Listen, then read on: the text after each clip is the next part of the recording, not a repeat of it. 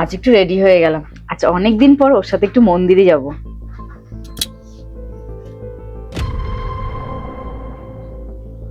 যা।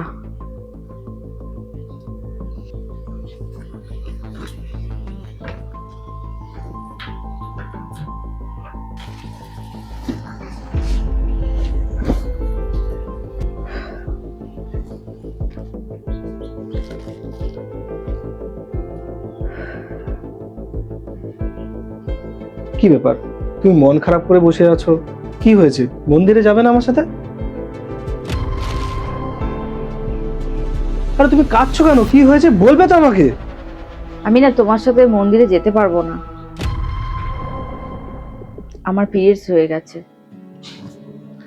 বোকা মেয়ে কোথাকার!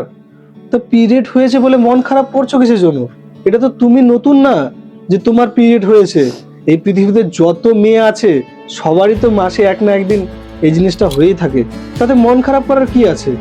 যখনই ভাবি আমি তোমার সাথে একটু সময় কাটাবো, তখনই আমার সাথে কিছু না কিছু একটা গন্ডগোল হয়ে যায়। আসল কথা, আমি তোমার জন্য পারফেক্টই নই। হ্যাঁ, আজকে একটা স্পেশাল দিন, ভেবেছিলাম যে তোমাকে নিয়ে মন্দিরে যাব। তাতে কি হয়েছে?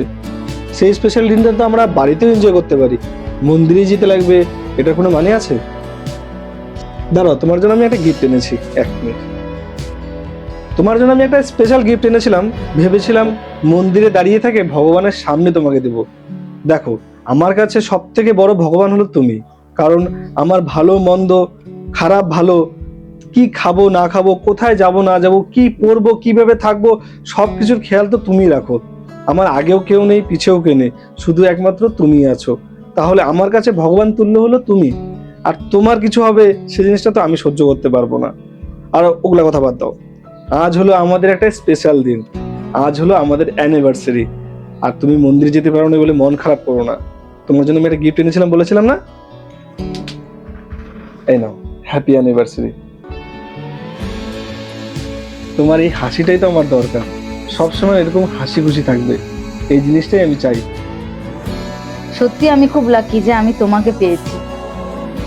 তারা আমাদের জন্য কত কিছু করে, আর তাদের জন্য কি আমরা এতটুকু করতে পারি না? আশা করি বন্ধুরা ভিডিওর মাধ্যমে আপনাদের বোঝাতে পেরেছি। ভিডিওটা যদি ভালো লাগে তাহলে অবশ্যই একটা লাইক করে ভিডিওটা কিন্তু শেয়ার করতে একদমই ভুলবেন না।